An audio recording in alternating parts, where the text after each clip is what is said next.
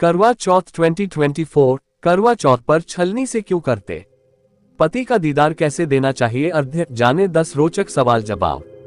दिवाली से ठीक 12 दिन पहले करवा चौथ का पर्व मनाया जाता है। हिंदू धर्म में करवा चौथ व्रत का बड़ा महत्व है। इस वर्ष करवा चौथ 20 अक्टूबर 2024 दिन रविवार को पड़ रहा है। मान्यताओं के अनुसार इस दिन महिलाएं पति की लंबी उम्र की कामना से दिन भर निर्जला व्रत करती हैं। इसके बाद रात को चंद्र देव को अर्घ्य देकर पति के हाथों से पानी पीकर व्रत खोलती हैं। करवा चौथ को लेकर लोगों में कई सवाल भी होते हैं, जैसे करवा चौथ का व्रत कैसे रखें, करवा चौथ पर छलनी से क्यों करते हैं, पति का दीदार करवे में क्या भरना चाहिए, ऐसे कई रोचक सवालों बारे में बता रहे हैं। करवा चौथ की तैयारी कैसे करनी चाहिए? करवा चौथ की तैयारी करने के लिए सबसे पहले थाली में एक आटे से बना दीपक होना चाहिए। उस दीपक में रुई की बाती का होना बेहद जरूरी है।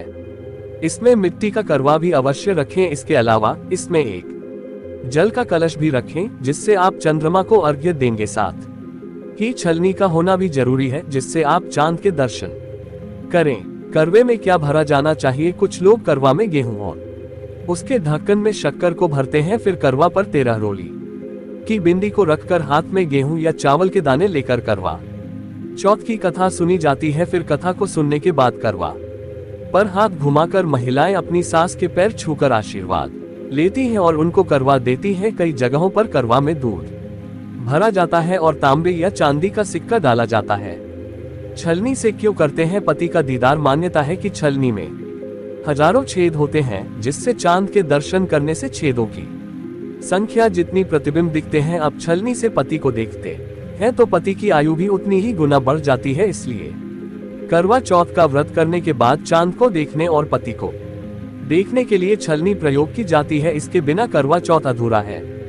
क्या सरगी से पहले नहाना जरूरी है? इस शुभ दिन की तैयारी सुबह से ही शुरू हो जाती है और व्रत रखने वाली महिला सूरज की पहली रोशनी से पहले स्नान करती है और अपनी सास द्वारा दी गई सरगी खाती है। ये सरगी थाली इस तरह से तैयार की जाती है कि यह व्रत रखने वाली महिला को पूरे दिन ऊर्जा प्रदान करती है।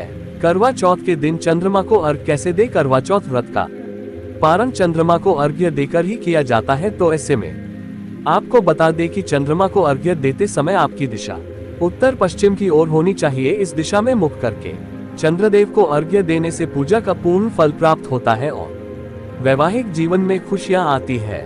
करवा चौथ की पूजा घर में कैसे करते हैं? करवा के पूजन के साथ एक लोटे में जल भी रखें, इससे चंद्रमा को अर्घ्य दिया जाता है। पूजा करते समय करवा चौथ व्रत कथा का पाठ करें। चांद निकलने के बाद छलनी की ओट से पति को देखें, फिर चांद के दर्शन करें। चंद्रमा को जल से अर्घ्य दें और पति की लंबी उम्र की प्रार्थना करें।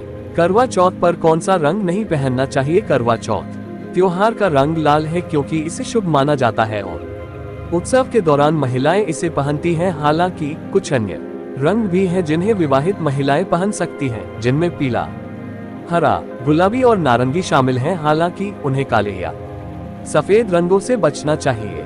करवा चौथ पर किस भगवान की पूजा की जाती है? लंबी उम्र और सौभाग्य के लिए इस दिन चंद्रमा की पूजा की जाती है।